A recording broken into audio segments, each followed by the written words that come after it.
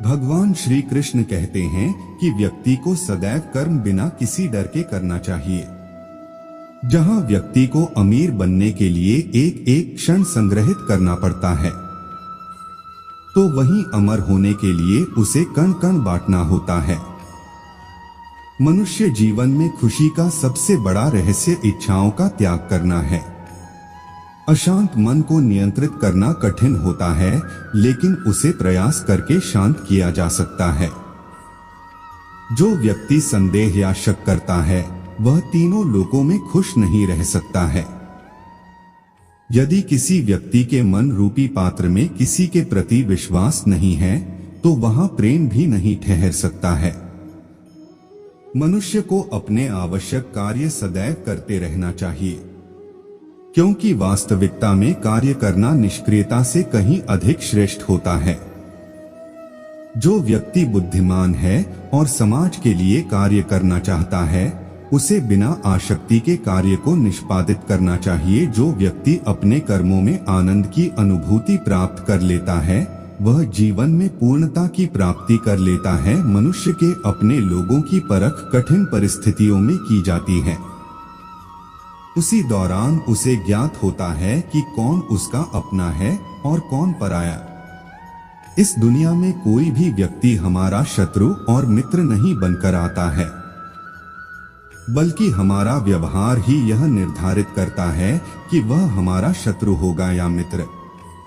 जब आप किसी अच्छे इंसान के साथ विश्वासघात करते हैं या उसे धोखा देते हैं, तो यह हीरे का त्याग करके पत्थर को अपनाने जैसा है। कोई काम यदि खुशी के लिए किया जाता है, तो उसको करके खुशी नहीं मिलती है, जबकि यदि आप कोई काम खुशी के साथ करते हैं, तो उसमें अवश्य प्रसन्नता मिलती है। इस संपूर्ण संसार में सब कुछ ईश्वर द्वारा प्रदत्त है।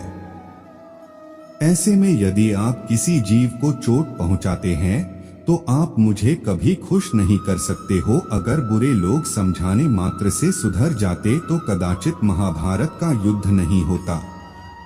अगर कोई व्यक्ति जो अधिक हंसता हो और अधिक बोलता हो, लेकिन यदि एकाएक वह चुप हो जाए, तो समझ लेना वह अंदर से टूट चुका है। किसी भी व्यक्ति के भरोसे का अंत करके कभी भी अवसर का लाभ नहीं उठाना चाहिए। जीवन में प्रेम ही ऐसा योग है जिसमें कभी वियोग नहीं होता। इसका अंतिम चरण मिलन होता है। व्यक्ति को स्वयं की योग्यता पर कभी घमंड नहीं करना चाहिए, क्योंकि पत्थर भी वजनदार होने के बावजूद जब पानी में जाता है तो डूब ही जाता है। ईश्वर अगर किसी मनुष्य को उसके भाग्य से मिलवाने में काफी इंतजार करवाते हैं, तो समझ लेना कि उस व्यक्ति को उससे अधिक मिलने वाला है, जितना कि उसने ईश्वर से मांगा है। जीवन ना भविष्य है और ना भूतकाल। जीवन तो केवल इसी पल की कहानी है जो आप अभी जी रहे हो। आपके भाग्य में विधाता ने जो लिखा है, उसे स्वयं में भी नहीं बदल सकता हूं। अगर ऐसा होता तो मैं राधा से प्रेम करता था, लेकिन मुझे मीरा ने चाहा और मैं रुक्मणी का हो गया।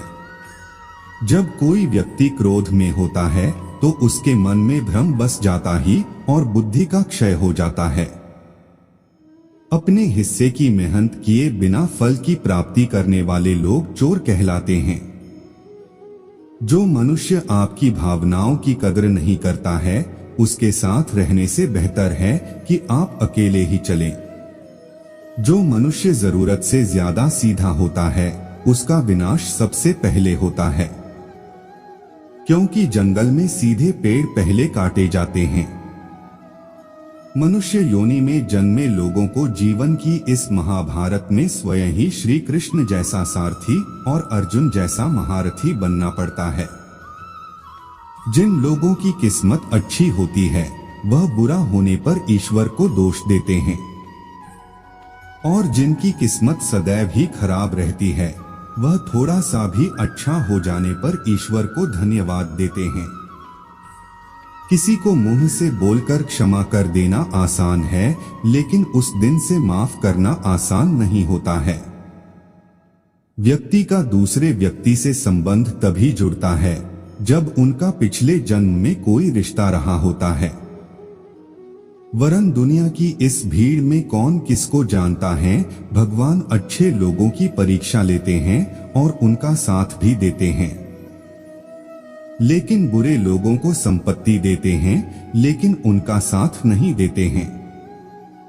इतिहास बीते हुए कल के सुख की बात करता है, विज्ञान आने वाले कल के सुख की बात करता है, परंतु धर्म कहता है यदि तुम सच्चे हो तो हर रोज सुख पाओगे। अज्ञानी व्यक्ति स्वार्थ लिप्त होकर कार्य करते हैं और बुद्धिमान व्यक्ति विश्व कल्याण के लिए काम करते हैं। इंसान जब भी किसी गलत कार्य को अंजाम देता है तो वह दाएं बाएं आगे पीछे देखता है, लेकिन वह ऊपर देखना भूल जाता है।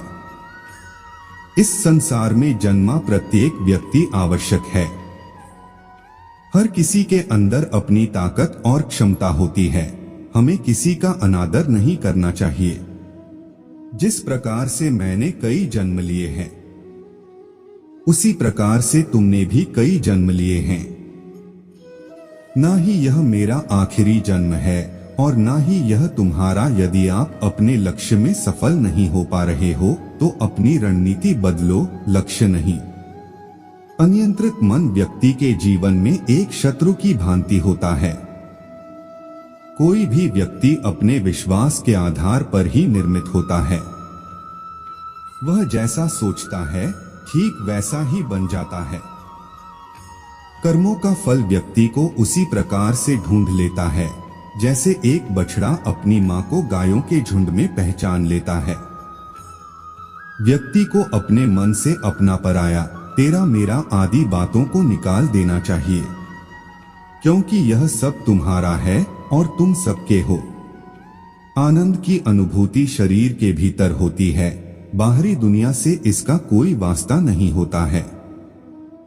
इस दुनिया में यदि कोई व्यक्ति किसी सम्मानित व्यक्ति का अनादर करता है तो वह उसके लिए मृत्यु से भी बदतर है। जो व्यक्ति प्रबुद्ध संपन्न है उसके लिए गंदगी का ढेर और सोना एक ही समान है। मेरे लिए दुनिया के समस्त प्राणी समान है, लेकिन जो मेरी भक्ति करता है वो मेरे हृदय के अत्यधिक निकट होता है। इस दुनिया में रहकर नरक प्राप्ति के 3 रास्ते हैं।